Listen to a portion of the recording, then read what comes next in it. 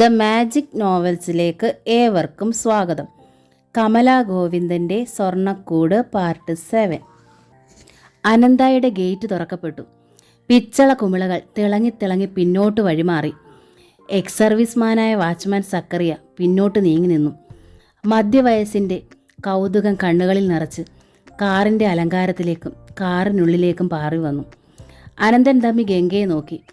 അവളുടെ മിഴികളും ഗേറ്റിൻ്റെ പ്രൗഢിയിൽ നിന്ന് വാച്ച്മാനിലേക്കും അവിടെ നിന്ന് അകത്തേക്കും പാളുകയായിരുന്നു. അനന്തൻ തമ്പി പതിയെ പറഞ്ഞു, ഇതാണ് എൻ്റെ വീട്, എൻ്റെ സ്വർണ്ണ കൊട്ടാരം. മൈസൂർ കൊട്ടാരം എന്ന് കേട്ടിട്ടുണ്ടോ? ടിപ്പു സുൽത്താൻ്റെ രാജകൊട്ടാരം. അതിൻ്റെ ശില്പഭംഗി എന്നെ അത്യഗാധമായി സ്പർശിച്ചിട്ടുണ്ട്.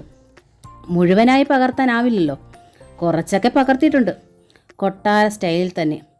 അല്പം കൂടി ശബ്ദം കുറച്ച് അനന്തൻ തമ്പി ബാക്കി പറഞ്ഞു, അന്ന് ആ ജ്വല്ലറിയിലുള്ള ക്യാബിനുള്ളിൽ വെച്ച് നിന്നെ ക്ഷണിച്ചത് ഈ കൊട്ടാരത്തിലെ റാണിപ്പട്ടത്തിലേക്ക് തന്നെയാണ്.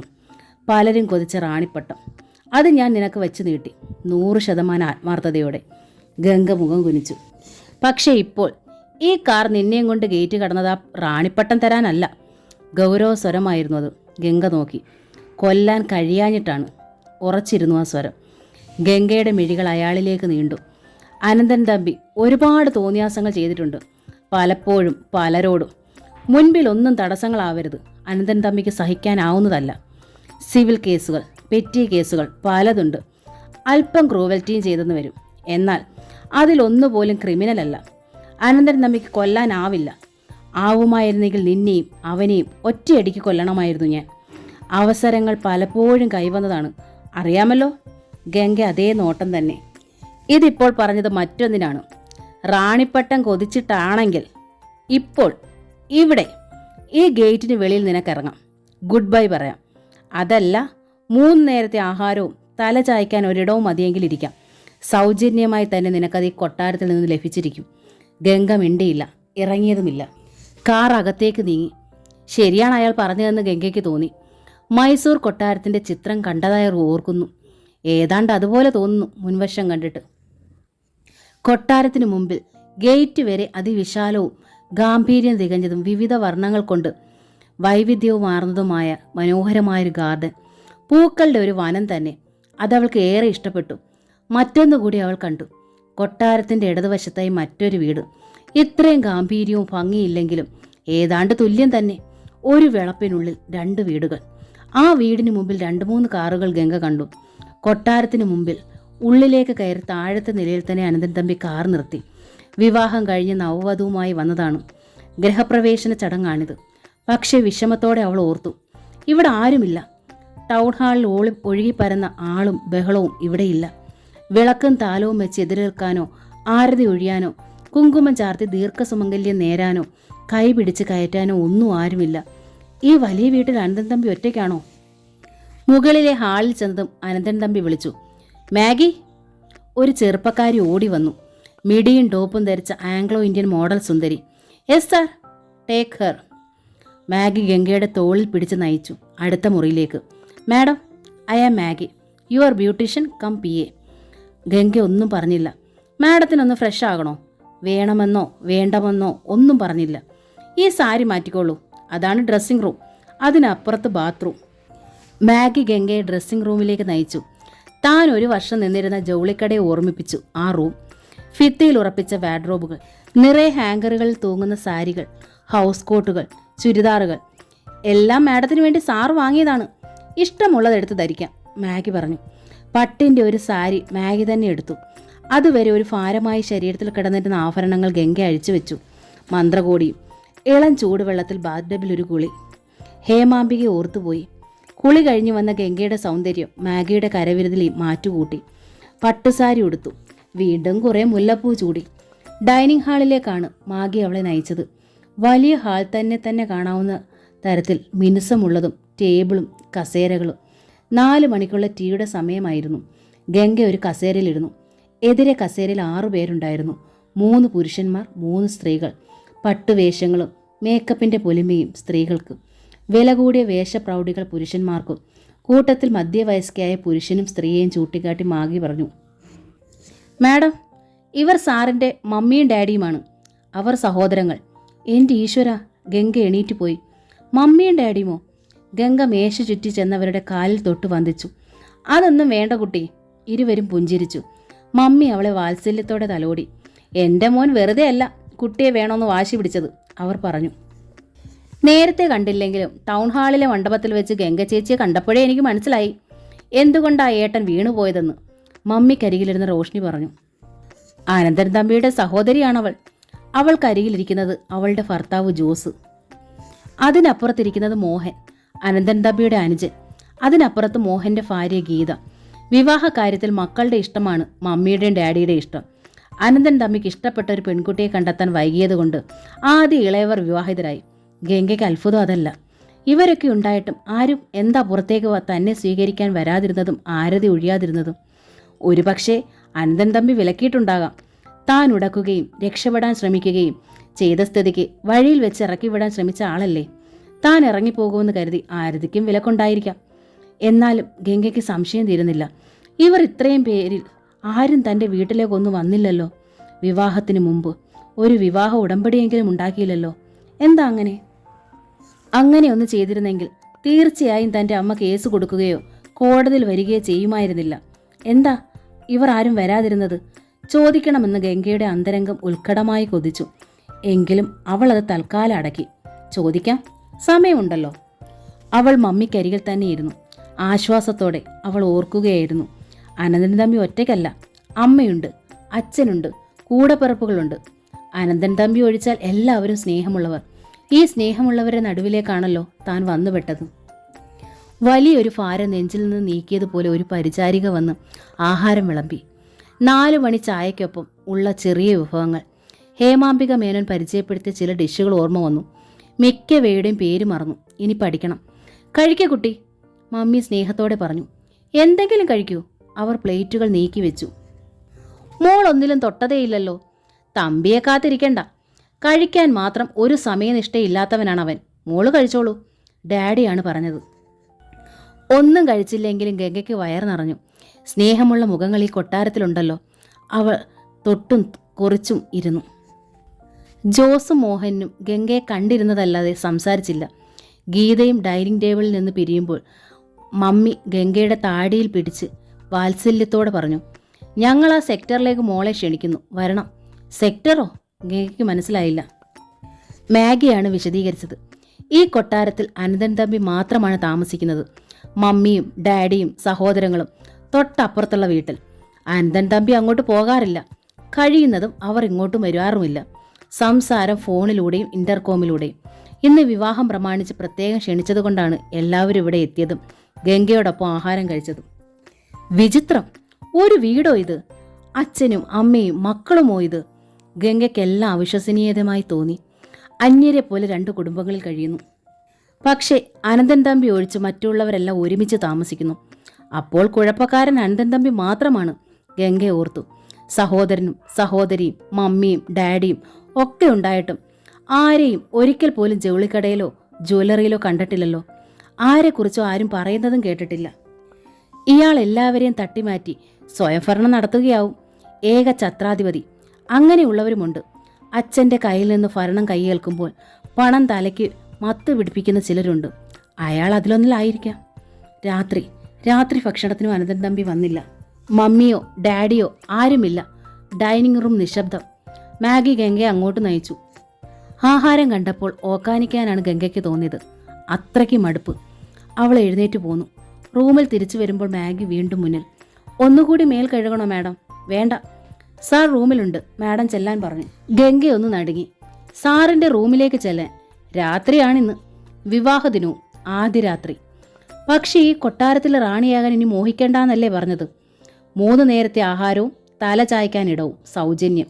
സൗജന്യമായി താൻ തല ചായ്ക്കേണ്ടത് അയാളുടെ റൂമിലുള്ള കിടക്കയിലാണോ? 2 ലക്ഷം രൂപയുടെ ബാലൻസ് തീരും വരെ ആകുമോ ഈ സൗജന്യം? അതോ കഥ മാറിയോ? മാഗിയെ ഗംഗയൊന്ന് നോക്കി. മാഗി അവളെ നയിച്ചു മുകളിലെ വരാന്തയിലൂടെ ചെറിയ ഇടനാഴിയിലേക്ക്. അതിനപ്പുറത്ത് ചാരിയിരിക്കുന്ന വാതിൽ മാഗി തുറന്നു. അതിനുള്ളിലേക്ക് ഗംഗയെ കടത്തിവിട്ടു. വാതിൽ പിന്നിൽ ചാരി അനന്തൻ തമ്പിയുടെ കിടക്കമുറി. അതിമനോഹരമായ പ്രിന്റുകളോട് കൂടിയ വെള്ളയും ചുവപ്പും കലർന്ന ഡിസൈനുള്ള കാർപ്പറ്റിന് മുകളിലൂടെ ഗംഗ മെല്ലെ നടന്നു. അനന്തൻ തമ്പിയുടെ ഉറക്കറ ഒരു രാജാവിൻ്റെ പള്ളിയറ പോലെ എല്ലാം വിലപിടിപ്പുള്ളത്. ബെഡിൻ്റെ ഒരു വശത്തായി ടീപ്പോയിന്മേൽ ഗ്ലാസ്സിൽ ചൂടാറാത്ത പാൽ, പഴങ്ങൾ, സ്ഫടിക ജാറിൽ വെള്ളം. മുറിയുടെ മറ്റൊരു കോർണറിൽ സെറ്റിമേലിരിക്കുകയാണ് അനന്തൻ തമ്പി. മുമ്പിൽ ടീപ്പോയി, അതിന്മേൽ തുറന്ന മദ്യക്കുപ്പി. ഗംഗ ചെല്ലുന്നത് കണ്ടതോടെ ശബ്ദമില്ലാതെ അനന്തൻ തമ്പി ഒന്ന് ചിരിച്ചു. വരിക മഹാറാണി, വരിക. അയാൾ സ്വാഗതമോദി. ഗംഗ അയാൾക്ക് മുമ്പിൽ ചെന്ന് നിന്നു. അയാൾ അടിമുടി അവളെ ഒന്ന് നോക്കി. കൊള്ളാം, ഉഗ്രൻ സ്ട്രക്ചർ. ഞാൻ കണ്ടിട്ടുള്ള എല്ലാ സ്ത്രീ ശരീരത്തെക്കാളും നല്ല ഷേപ്പ്. ആദ്യ രാത്രിയിൽ മണവാളൻ മണവാട്ടിയോട് പറയേണ്ടുന്ന ആദ്യ വാചകം. ഗംഗ ചൂളിപ്പോയി. നീ അവിടെ ഇരിക്കെ. എതിരെ കിടന്ന് സെറ്റ് ചൂണ്ടിക്കാട്ടി അനന്തൻ തമ്പി പറഞ്ഞു. ഗംഗയിരുന്നു. ടീപ്പോയിന്മേലിരിക്കുന്ന ഗ്ലാസ്സിലേക്ക് മദ്യം പകരുകയായിരുന്നു അനന്തൻ തമ്പി. കൊള്ളാം, ആദ്യ രാത്രിയുടെ തുടക്കം ഗംഭീരം അല്ലേ? അനന്തൻ തമ്പി ചോദിച്ചു. ഗംഗ അയാളെ ഒന്ന് നോക്കി. ഇന്ന് ആദ്യ രാത്രിയാണെന്ന ഫീലിംഗ് ഗംഗയ്ക്കുണ്ടോ? ഗംഗ ഒന്ന് മന്ദഹസിച്ചു. അതൊരു പരിഹാസമായി അയാൾക്ക് തോന്നി. എനിക്കും ആ ഫീലിംഗ് ഇല്ല. രാവിലെ ഞാൻ പറഞ്ഞു, കോടതിയിലേക്ക് പോകും മുമ്പ് വിധി എനിക്ക് അനുകൂലമായാൽ നിന്നെ മറ്റൊരു പ്രതിക്കൂട്ടിൽ നിർത്തുമെന്നും വിധിയിൽ നിനക്ക് എത്ര ശതമാനം പങ്കുണ്ടെന്ന് നോക്കി വിലയിരുത്തുമെന്നും. ഞാൻ നേടിയ വിധിയിൽ നിന്റെ പങ്ക് 0, വട്ട 0. ശരിയല്ലേ? അനന്തൻ തമ്പി ഗ്ലാസ് എടുത്ത് സിപ്പ് ചെയ്തു. അതുകൊണ്ടാണ് വഴിയിലിറങ്ങാൻ ഞാൻ അനുവദിച്ചത്. പക്ഷേ ഗംഗ പ്രതിക്കൂട്ടിൽ കയറാൻ തന്നെ തീരുമാനിച്ചു. ശിക്ഷ ഏറ്റുവാങ്ങാനുള്ള തയ്യാറെടുപ്പ് അല്ലേ? ആണെന്നോ അല്ലെന്നോ ഗംഗ പറഞ്ഞില്ല. എന്താടി, നിനക്ക് നാവില്ലേ? വഴിയിൽ വെച്ച് കേട്ട വീരവാദങ്ങൾ ഇപ്പോഴൊന്നും കയ്യിലില്ലേ? ആവനാഴിയിലെ അമ്പുകൾ തീർന്നോടി. അനന്തൻ തമ്പി ഗംഗയിലെ മൗനം ഇഷ്ടമായില്ല. ശിക്ഷ ഏറ്റുവാങ്ങാൻ തന്നെയാണ് ഈ ഗേറ്റ് കടന്നു വന്നത്. പിന്നെന്ത് പ്രതിയുദ്ധവും അമ്പുകളും. ഗംഗയുടെ സ്വരം തികച്ച് ശാന്തമായിരുന്നു. ഓ, അപ്പോൾ നാവുണ്ട് അല്ലേ? അനന്തൻ തമ്പി ഗ്ലാസ്സിൽ ശേഷിച്ചതും കൂടി വായിലേക്ക് കമിഴ്ത്തി. ആദ്യ രാത്രിയിൽ നവവധു മണിയറയിലേക്ക് കടന്നു വരുമ്പോൾ വരനിരുന്നിങ്ങനെ മദ്യപിക്കുക, ഇത് ശിക്ഷയായി തോന്നുന്നില്ലേ നിനക്ക്? ഉവ്വ്. ആദ്യം മുതൽ ആ തെണ്ടിയുടെ കാര്യം ഒളിച്ചു വെച്ചിട്ട് ആ തെണ്ടിക്ക് വേണ്ടി എന്നെ ചതിക്കാനും അപമാനിക്കാനും ശ്രമിച്ചതിന് ഞാൻ തരുന്ന ശിക്ഷയാണിത്. ഞാൻ മദ്യപിച്ച് ബോധം കെട്ടുറങ്ങുക, നീ അത് കണ്ടുകൊണ്ട് ഈ മുറിയിൽ തന്നെ കഴിയുക. എന്താ? ശരിയാണിത്, ശിക്ഷ. ഈ സ്വർണ്ണക്കൊട്ടാരം ഞാൻ തീർത്തത് എനിക്ക് എൻ്റെ റാണിയും ഒരുമിച്ച് സുൽത്താനായി വാഴാനായിരുന്നു. പക്ഷെ കോടതിയിൽ വെച്ച് പോലും നീ എന്നെ അവഹേളിച്ചു, തള്ളിപ്പറഞ്ഞു. അതുകൊണ്ട് ഞാൻ ഈ കൊട്ടാരത്തിൻ്റെ വാതിലുകൾ മാറ്റി പകരം അഴികളിട്ടുറപ്പിക്കുന്നു. ഇന്നു മുതൽ നീ ഈ സ്വർണ്ണക്കൂട്ടിലെ വളർത്തുകിളി മാത്രമായിരിക്കും. എങ്ങോട്ട് നീ പോകില്ല, ആരും നിന്നെ കാണുകയുമില്ല. അനന്തൻ തമ്പിയുടെ സ്വരം അപ്പോൾ ഉറച്ചതായിരുന്നു. ഒരു സംശയം ചോദിച്ചോട്ടെ? ഗംഗ ചോദിച്ചു. അയാൾ നോക്കി. ഇതുപോലെ തന്നെ അഴികളിട്ട് ഉറപ്പിച്ച സ്വർണ്ണക്കൂട്ടിൽ അടച്ചിരിക്കുകയാണോ നിങ്ങൾ സ്വന്തം മമ്മിയെയും ഡാഡിയെയും സഹോദരങ്ങളെയും? ഗംഗ ചോദിച്ചു. ഞെട്ടിപ്പിടഞ്ഞുപോയി അനന്തൻ തമ്പി. ഒറ്റ ചവിട്ടായിരുന്നു ടീപ്പോയ്ക്കിട്ട് കലി തീരാൻ. അത് തെറിച്ച് ഭിത്തിമേലിടിച്ചു വീണു. മദ്യക്കുപ്പിയും ഗ്ലാസും പൊട്ടി കാർപ്പറ്റിലേക്ക് വീണു. ഐസ് ബക്കറ്റും തെറിച്ചു. തീജ്വാല ചീറ്റുന്ന മിഴികളോടെ ചാടി എണീറ്റയാൾ ഗംഗയ്ക്ക് മേൽ പിടിമുറുക്കി. മദം പൊട്ടിയ ഒരു കൊമ്പന്റെ ക്രൗര്യത്തോടെ ചിഹ്നം വിളിയോടെ ഗംഗയെ തൂക്കിയെടുത്തയാൾ വാതിൽ തുറന്ന് വെളിയിലേക്ക് എറിഞ്ഞു. വരാന്തയിലെ തൂണിന്മേൽ തലയിടിച്ച് ഗംഗ താഴെ വീണു. മാഗിയാണ് ഓടി വന്ന് ഗംഗയെ പിടിച്ച് എഴുന്നേൽപ്പിച്ചത്. തടിയും പിച്ചള കുമിളുകളും നിറഞ്ഞ കടഞ്ഞെടുത്ത തൂണായിരുന്നു അത്. അതിന്മേലാണ് തലയിടിച്ചത്. വീണത് വരാന്തയിലെ കാർപ്പറ്റിലായതുകൊണ്ട് ശരീരത്തിനൊന്നും പറ്റിയില്ല. മാഡം, എന്ത് പറ്റി? എന്താ എന്താ പരിഭ്രമത്തോടെ മാഗി ഗംഗയെ പരിശോധിച്ചു. നെറ്റിന്മേൽ വലിയൊരു മുഴ. ഗംഗ ആകെ വിയർത്തിരുന്നു, തളർന്നിരുന്നു. വരൂ മാഡം. മാഗി അവളെ താങ്ങി പിടിച്ചുകൊണ്ട് അടുത്ത മുറിയിലേക്ക് പോകുമ്പോൾ മദം പൊട്ടിയ ആന മുറിക്കുള്ളിൽ സംഹാര താണ്ഡവം ആടുകയായിരുന്നു. കണ്ണിൽ കാണുന്നതും കയ്യിൽ കിട്ടിയതും എല്ലാം എടുത്തെറിയുകയും ഉടയ്ക്കുകയും ചെയ്തു. കണ്ണാടികൾ ഉടഞ്ഞു ചിതറി. ഉടഞ്ഞ ചില്ലിന്മേൽ മദയാനയുടെ 1000 പ്രതിബിംബങ്ങൾ. ഗംഗയുടെ നെറ്റിയിലെ മുഴ അല്പം വലുതായിരുന്നു. പൊട്ടിയിട്ടില്ലെങ്കിലും ചതവുണ്ട്. ചുവന്ന് തിണർത്ത് കിടക്കുന്നു. മാഗി ബാം കൊണ്ട് നന്നായി തടവി. ചെറു ചൂടിൽ നെറ്റിയിന്മേൽ ആവി കൊള്ളിക്കുകയും ചെയ്തു. സാരമില്ല മാഡം, നാളെ പുലർച്ചുകൂടി ബാം പുരട്ടി ആവി കൊണ്ടാൽ മതി, സുഖമാകും, മാഗി പറഞ്ഞു. ഗംഗ കണ്ണുകൾ അടച്ചങ്ങനെ ഇരിക്കുകയായിരുന്നു. അമ്മയെ പോലെ ശുശ്രൂഷിക്കുന്ന മാഗിക്ക് മുമ്പിൽ ഒരു കുട്ടിയായിട്ട്. സാർ ഇങ്ങനെയാണ് മാഡം, ചിലപ്പോൾ തീരെ ചെറിയ കുട്ടിയെ പോലെയാണ്. പെട്ടെന്ന് ദേഷ്യം വരും, എടുത്തെറിയും. എതിർക്കാതിരുന്നാൽ മാത്രം മതി. ഇഷ്ടത്തിന് നിന്ന പൊന്നു മനസ്സാ സാറിൻ്റെത്. ഇഷ്ടത്തിന് എതിര് നിന്നാലോ ശത്രുവാ, പിന്നെ ആജന്മ ശത്രു. അതാ സ്വഭാവം അതാണെന്ന് ഇനി മാഗി പറഞ്ഞിട്ട് വേണോ ഗംഗ അറിയാൻ? ഇതുവരെ കണ്ടതും അനുഭവിച്ചതും ഒക്കെ പിന്നെന്താ. മാഗി തന്നെ ഗംഗയുടെ പട്ടുസാരിയും ഡ്രസ്സുകളും മാറ്റി പകരം ഒരു ഹൗസ് കോട്ട് ഹാങ്കറിൽ നിന്ന് എടുത്തു നൽകി. ഇത് മാഡത്തിന്റെ റൂമാണ്. അടുത്ത മുറി ചൂണ്ടിക്കാട്ടിക്കൊണ്ട് മാഗി പറഞ്ഞു. മാഡത്തിന് ഇവിടെ ഉറങ്ങാം. ഗംഗ ആ റൂമിലേക്ക് ചെന്നു. അനന്തൻ തമ്മിയുടെ റൂമിലുള്ളതുപോലെ വില കൂടിയ തരത്തിലെ എല്ലാ ഫർണിഷുകളും അതിനുള്ളിലുണ്ടായിരുന്നു. ഗംഗ ബെഡിൽ കയറി കിടന്നു. ലൈറ്റ് അണച്ച് ബെഡ് ലാമ്പ് ഇട്ട് വാതിലും ചാരി മാഗി പോയി. ഒന്നും താൻ ചെയ്യണ്ട, എല്ലാറ്റിനും പരിചാരക. പാവക്കുട്ടിയെ പോലെ ഇരുന്നു കൊടുത്താൽ മാത്രം മതി. പുലർച്ചയ്ക്ക് മുമ്പേ എഴുന്നേറ്റ് അടുക്കളയിൽ പണി ചെയ്ത് ചോറുപൊതിയുമായി ജൗളിക്കടയിൽ ചെന്ന് വൈകുന്നത് വരെ മോഡലായി നിന്ന് കിട്ടുന്ന ശമ്പളം കൊണ്ട് ഉണ്ണുകയും ഉടുക്കുകയും ചെയ്തിരുന്ന ഗംഗ എവിടെ? ഇന്ന് പള്ളിമഞ്ചത്തിൽ ശയിക്കുന്ന ഗംഗ എവിടെ? ആ ഗംഗയ്ക്ക് സന്തോഷവും സംതൃപ്തിയും ഉണ്ടായിരുന്നു. ഈ ഗംഗയ്ക്കോ അതുണ്ടോ? ഇന്ന് പുലർച്ചയിൽ ഹേമാംബിക മേനോൻ ഉണർത്തിയത് മുതൽ എന്തൊക്കെ സംഭവങ്ങൾ. പുലർച്ചെ രാവിലെ കുളി കഴിഞ്ഞ് വന്നപാടെ ഗംഗയെ മാഗി പിടികൂടി. മേക്കപ്പിന് ഗംഗ എതിർത്തില്ല. അണിഞ്ഞൊരുങ്ങി പൊലിപ്പിച്ച സൗന്ദര്യം ഒരാകർഷണ വസ്തുവാക്കാനല്ല, മാഗിയുടെ ഡ്യൂട്ടികൾക്ക് മുടക്കം വരുത്തണ്ട എന്ന് കരുതിയിട്ട്. അതിമനോഹരമായ ജെറി പ്രിന്റുള്ള ചുരിദാറാണ് മാഗി ഗംഗയ്ക്കായി തിരഞ്ഞെടുത്തത്. Cream colour.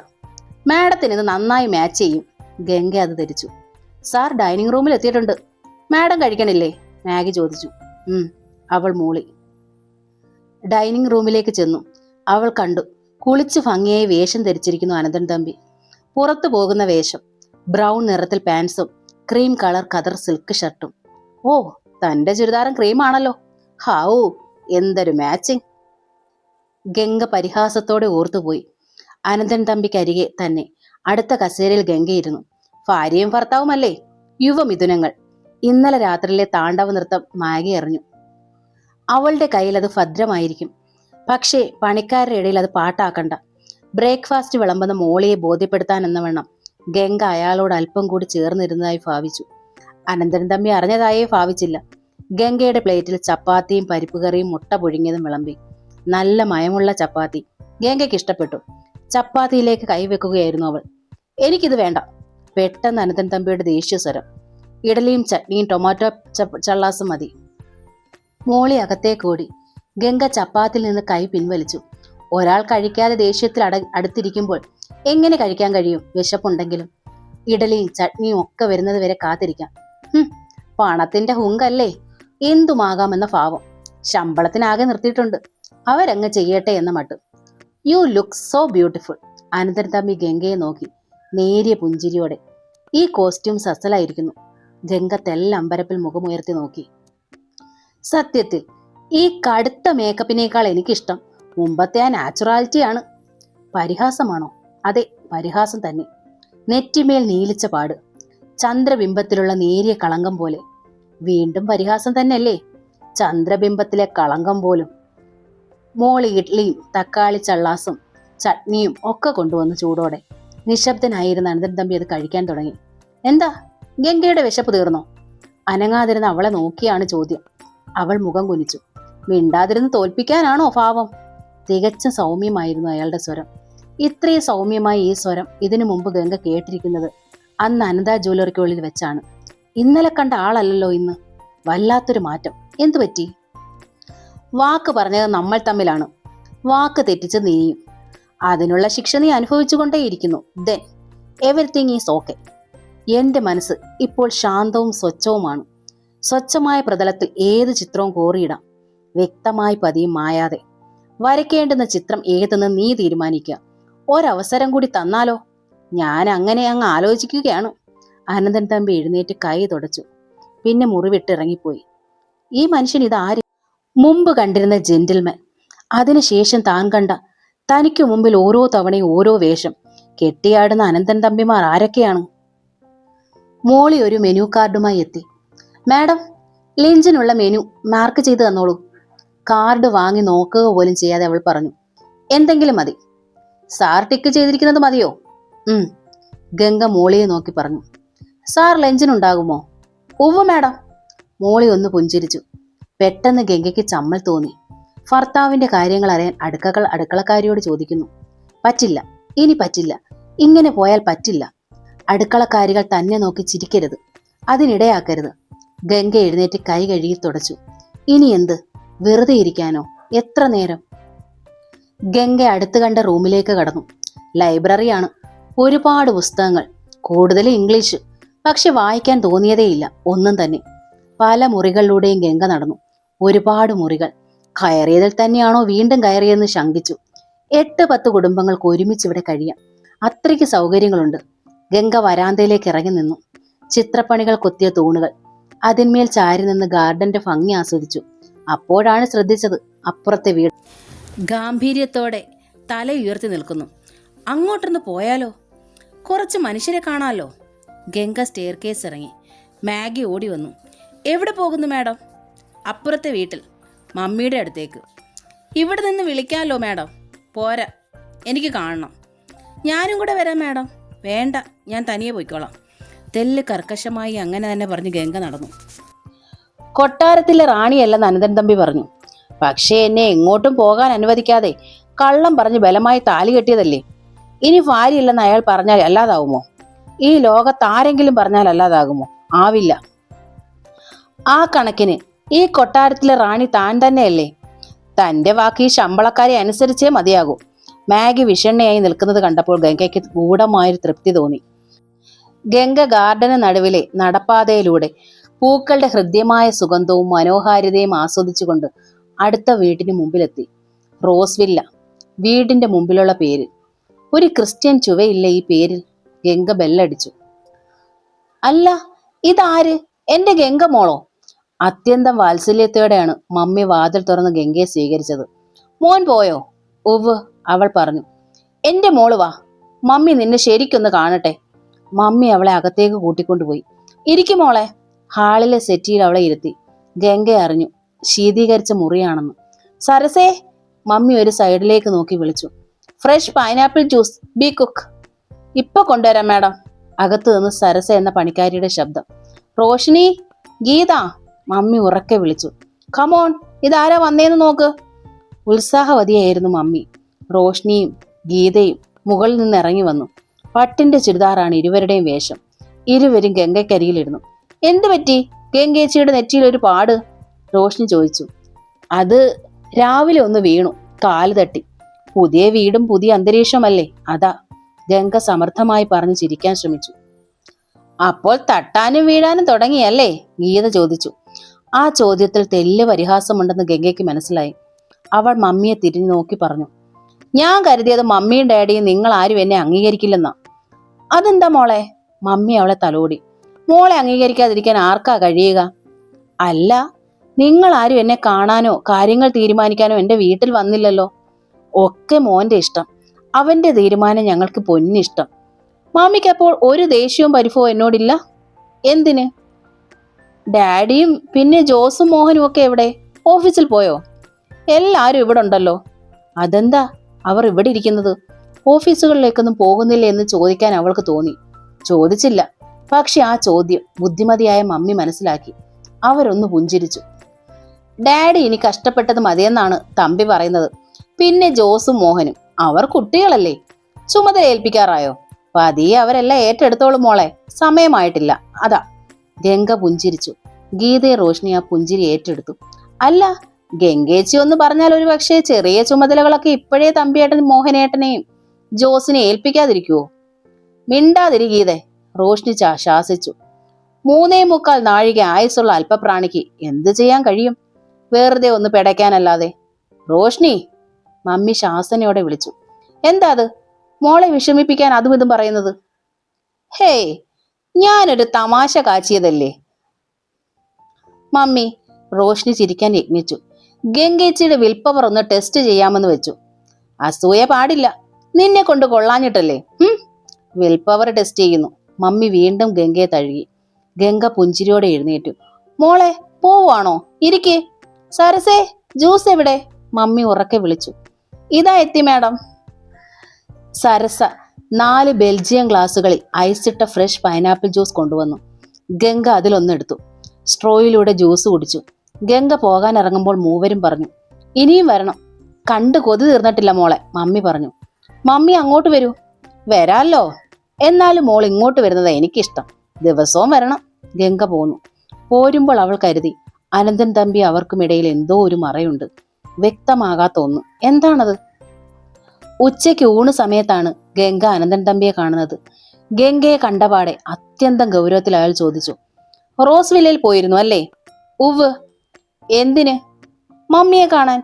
റോഷ്നിയും ഗീതയും ഒക്കെ കാണാൻ. വല്ലാത്ത ബോറടി. ഗംഗ ശബ്ദം താഴ്ത്തി. ഒന്നും ചെയ്യാനില്ലാത്തതുപോലെ. ഒന്നും ചെയ്യണ്ട.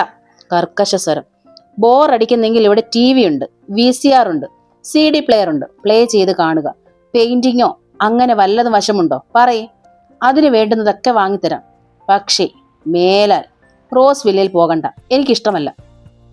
അല്ല, മമ്മിയും ഡാഡിയും ഒക്കെ. ഗംഗ വിക്കി. മമ്മിയും ഡാഡിയും മിണ്ടരുത്. അയാൾ ചാടി എടിയിട്ടു. പോകണ്ടെന്ന് പറഞ്ഞാൽ പോകണ്ട. അനുസരിക്കാൻ വയ്യാത്തവൾ ഇവിടെ നിൽക്കണ്ട. ഗേറ്റിന് വെളിയിൽ കിടന്നോ. ഗംഗയുടെ മിഴികൾ നനഞ്ഞു. അവിടെ നിന്നും വല്ലതും കഴിച്ചോ? ഉവ്. എന്തു കഴിച്ചു? ഉത്കണ്ഠയായിരുന്നു സ്വരത്തിൽ. Pineapple juice. Oh god. Ananthan Thampi ഭ്രാന്ത് എടുക്കുന്നത് പോലെ എങ്ങോട്ടോ പാഞ്ഞു. തിരികെ വരുമ്പോൾ ഒരു സിറിഞ്ചും നീഡിലും കയ്യിൽ, ഒരു വയർ കഷ്ണവും. വയർ കൊണ്ട് ഗംഗയുടെ കയ്യിൽ വരിഞ്ഞു കെട്ടി. അവളുടെ നരമ്പിൽ നിന്നും ബ്ലഡ് നീഡിലൂടെ വലിച്ചെടുക്കാനുള്ള ശ്രമത്തിലാണ് അയാൾ. എന്താണിത്? എന്താണ് ഈ കാട്ടുന്നത്? ഗംഗ ചോദിച്ചു. കൈ പിൻവലിച്ചു. ഇത്തിരി ചോര എടുക്കണം, പരിശോധിക്കണം. എന്തിനെന്നോ? ഇതിൽ വിഷാംശം കലർന്നിട്ടുണ്ടോ എന്നറിയാൻ. അനന്തൻ തമ്പിയുടെ അമർന്ന സ്വരം. ഭ്രാന്ത്. ഗംഗ പൊട്ടിത്തെറിച്ചു. അവൾ അയാളെ തള്ളി മാറ്റി. ഭ്രാന്തല്ല, അനന്തൻ തമ്പി പറഞ്ഞു അതേ അമർന്ന സ്വരത്തിൽ. ചിരിച്ചുകൊണ്ട് കഴുത്തറക്കുന്നവരാണ് അവിടെ. ഇതിൽ വിഷമുണ്ടാകും. ഉടനെ അറിയില്ല. Slow Poisson. മരണം വളരെ സാവധാനം. കണ്ടുപിടിക്കാനാവാത്ത മരണം. നിനക്ക്. അയാൾ വിരൽ ചൂണ്ടി. ശരിക്കും ഭ്രാന്താണോ ഈ മനുഷ്യന്? ഗംഗ സത്യമായും ഭയന്നു. ഒരു ഭ്രാന്തന്റെ ചേഷ്ടകളാണ് ഈ കാണുന്നതൊക്കെ. സ്വന്തം മമ്മിയുടെയും ഡാഡിയുടെ അടുത്ത് പോയതിന് വിലക്ക്. അവർ തന്ന ജ്യൂസ് കുടിച്ചതിന് ബ്ലഡ് പരിശോധിക്കണമെന്നും അതിൽ സ്ലോ പോയിസൺ ഉണ്ടത്രേ. അത് തന്റെ ബ്ലഡിൽ കലർന്നിട്ടുണ്ടത്രേ. അത് കണ്ടുപിടിക്കാനാണ് ബ്ലഡ് ടെസ്റ്റിംഗ്. ഭ്രാന്ത്, തനി ഭ്രാന്ത്. ഈ മനുഷ്യൻ ഈ കാട്ടിക്കൂട്ടുന്നതെല്ലാം ഭ്രാന്താണ്. ആദ്യം മുതൽ അന്ന് ആ ജുവലറിയിൽ വെച്ച് സംസാരിച്ചത് മുതൽ സ്വന്തം മമ്മിയും ഡാഡിയും സഹോദരങ്ങളും ഉണ്ടായിട്ടും ഒറ്റയ്ക്ക് വന്ന ആലോചന, ഒറ്റയ്ക്ക് വിവാഹം നടത്തൽ, ഇഷ്ടമില്ല എന്ന് പറഞ്ഞതിന് ഭ്രാന്തൻ ചേഷ്ടകൾ, ഭ്രാന്തൻ ജൽപ്പനങ്ങൾ. ഈ ഭ്രാന്തന്റെ കൂടെ എങ്ങനെ, എത്ര നാൾ? ഭ്രാന്ത്. അനന്തൻ തമ്പി ചിരിച്ചു. ഞാനൊരു ഭ്രാന്തനാണെന്ന് തോന്നുന്നു അല്ലേ? അയാൾ ചോദിച്ചു. നിന്റെ കണ്ണുകളിൽ ഞാൻ ഭീതി കാണുന്നു. സത്യമായും ഗംഗയുടെ കണ്ണുകളിൽ ആ ഭീതി ഉണ്ടായിരുന്നു. നീ ഭയപ്പെടണ്ട, ഞാനൊരു ഭ്രാന്തനൊന്നുമല്ല, അനന്തൻ തമ്പി പറഞ്ഞു ചെറു ചിരിയോടെ. ആ ചിരിയുടെ അംശം ഗംഗയുടെ അതരങ്ങളിലും പ്രതിഫലിച്ചു. നിന്റെ ചിരിയുടെ അർത്ഥം എനിക്ക് പിടികിട്ടി. എല്ലാ ഭ്രാന്തന്മാരും ഇങ്ങനെ തന്നെയാണ് പറയാറ് എന്നല്ലേ? ഗംഗയുടെ ചിരി വറ്റി. സി ഗംഗ, ഞാൻ പറഞ്ഞത് എന്ത് തന്നെയായാലും അതിന് ആ ഒരർത്ഥം തന്നെയുള്ളൂ. എനിക്ക് ബ്ലഡ് പരിശോധിച്ച് നോക്കിയേ പറ്റൂ. അത് എന്റെ നിലനിൽപ്പിന്റെ കൂടി ആവശ്യമാണത്. അതെന്താ? ഗംഗയ്ക്ക് ഒട്ടും മനസ്സിലായില്ല. നിന്നെ ഞാൻ വിവാഹം കഴിക്കാൻ കൊണ്ടുവന്നിരിക്കുന്നത് കോടതിയിൽ നിന്നാണ്. അതായത് നീ കോടതിയുടെ പുത്രിയാണ്. കോടതിക്ക് നിന്റെ പേരിൽ ഉത്കണ്ഠപ്പെടാം. നിന്നെ പീഡിപ്പിച്ചു എന്ന് പറഞ്ഞ് വിചാരണ കൂടാതെ ശിക്ഷിക്കാം. കാരണം നിന്റെ ഇഷ്ടമില്ലാതല്ലേ നിന്നെ ഞാൻ ഇവിടെ കൊണ്ടുപോകുന്നത്. ആ കണക്കിന് നീ മരിച്ചാലോ? എങ്ങനെ മരിച്ചാലും, ഇനി നീ സൂയിസൈഡ് ചെയ്താലും ഉത്തരവാദിത്തം ഈ പാവം അനന്തൻ തമ്പിയുടെ തലയിലായിരിക്കും. അതല്ലേ കുഴപ്പം. എന്നിട്ടാണോ എന്നെ ഇന്നലെ വഴിയിൽ ഇറക്കി വിടാൻ തുനിഞ്ഞത്? ഗംഗ ചോദിച്ചു. അതിനെന്താ? എന്നെ പറ്റിച്ച് നീ ഒളിച്ചോടി എന്ന് അടുത്ത മൊമെന്റിൽ തന്നെ ഞാൻ കോടതിയിൽ റിപ്പോർട്ട് ചെയ്തതിന്റെ തടി രക്ഷിക്കില്ലേ? ഇതിപ്പോൾ അങ്ങനെയല്ലല്ലോ. ഒരു രാത്രി കഴിഞ്ഞിട്ട് നീ എന്റെ കൂടെ തന്നെ അല്ലേ? ഗംഗ ആലോചിച്ചു. അതുകൊണ്ട് ഗംഗ അല്പം ബ്ലഡ് എടുക്കാൻ എന്നെ അനുവദിക്കണം. ഒന്ന് ചോദിച്ചോട്ടെ, നിങ്ങളുടെ മമ്മിയുടെയും ഡാഡിയുടെയും സഹോദരങ്ങളുടെ അടുത്തേക്കാണ് ഞാൻ പോയത്. അവർ എനിക്ക് വിഷം തരുമെന്ന് പറയാൻ കാരണം എന്താ? അവൾ ചോദിച്ചു. തരാനും മടിക്കില്ല, അതറിഞ്ഞാ മതി. കൂടുതലൊന്നും അറിയണ്ട. എങ്കിൽ എന്റെ ബ്ലഡ് എടുക്കണ്ട. ഞാൻ മരിക്കുന്നെങ്കിൽ മരിക്കട്ടെ. അല്ലെങ്കിൽ ഈ ജീവിതം ഇങ്ങനെ വലിച്ചു നീട്ടണമെന്ന് ആർക്കാ നിർബന്ധം? എങ്ങനെയെങ്കിലും മരിച്ചു കിട്ടിയാൽ അത്രയും നന്നു. You idiot! അനന്തൻ തമ്പിക്ക് ദേഷ്യം വന്നു. സിറിഞ്ചും നീഡിലും അയാൾ വലിച്ചെറിഞ്ഞു. കാർപ്പറ്റിൽ ആ നീഡിൽ തറഞ്ഞു നിന്നു. ആഹാരം കഴിക്കാതെ അയാൾ ഇറങ്ങിപ്പോയി. ഗംഗ ഒട്ടും വിഷമിച്ചില്ല. ആഹാരം വേണ്ടെങ്കിൽ വേണ്ട, അങ്ങനെ കരുതി തിരിയുമ്പോൾ ഗംഗ കണ്ടു മാഗിയുടെ മുഖം. ഗംഗയ്ക്ക് പെട്ടെന്ന് ദേഷ്യം വന്നു. അവൾ മാഗിയുടെ അടുത്തേക്ക് ചെന്നു. ഞാൻ റോസ് വില്ലയിൽ പോയി എന്ന് മാഗിയാണോ അറിയിച്ചത്? അതെ, കുറ്റബോധമുണ്ടായിരുന്നു ആ താഴ്ന്ന സ്വരത്തിൽ. ആര് പറഞ്ഞു പറയാൻ? മാഗി മിണ്ടിയില്ല. മേലാൽ എന്റെ ദിനചര്യകൾ പറഞ്ഞു കേൾപ്പിക്കാൻ നിൽക്കണ്ട, പറഞ്ഞത് കേട്ടല്ലോ, ഗംഗ ഗൗരവത്തിൽ പറഞ്ഞു. Sorry madam. മാഗിയുടെ സ്വരം തീരെ താഴ്ന്നിരുന്നു. എനിക്ക് സാറിനെ അറിയിച്ചേ മതിയാകൂ. കാര്യം? സാറാണ് എനിക്ക് ശമ്പളം തരുന്നത്. എന്റെ വിയയ്ക്ക് എന്നോടാണ് കൂറും കടപ്പാടും വേണ്ടത്. No madam. മാഡം വരും പോകും, എന്നും ഇവിടെ ഉള്ളത് സാറാണ്. എന്നും എനിക്ക് ശമ്പളം തരുന്നതും സാറാണ്, മാഗി പറഞ്ഞു. മാഡം വരും പോകുമെന്നോ? എന്താ നീ പറഞ്ഞതിനർത്ഥം? മാഗി ഒന്ന് പരിങ്ങി. ഗംഗയുടെ മിഴികളിൽ സംശയം പെരുകി. പറയ്, എന്താണ് നീ പറഞ്ഞതിനർത്ഥം? അത് മാഗി കൂടുതൽ വിക്കി. നീ ഇവിടെ ജോലിക്ക് വരാൻ തുടങ്ങിയിട്ട് എത്ര നാളായി? ഗംഗ ചോദിച്ചു. 2 വർഷം. ഗംഗ അമ്പരന്ന് പോയി. അപ്പോൾ ഞാൻ വരും മുമ്പ് നിനക്ക് എന്തായിരുന്നു ഇവിടെ പണി? മാഡം വരുന്നതിന് മുമ്പോ? മാഗി ഒന്ന് ചിരിച്ചു. അതിനു മുമ്പ് വന്ന മാഡത്തെ പരിചരിച്ചു, മാഗി പറഞ്ഞു. ഗംഗ ഞെട്ടിപ്പോയി. ഇതിനു മുമ്പ് വന്ന മാഡമോ? ഗംഗ ശക്തമായി ശ്വാസം കഴിച്ചു. നേരിയ കിതപ്പോടെ അവൾ നോക്കി. ഞാൻ വന്നതിന് ശേഷം 4ാമത്തെ മാഡമായത്. സാർ എവിടെ നിന്നെങ്കിലും കണ്ടുപിടിച്ച് കൊണ്ടുവരും.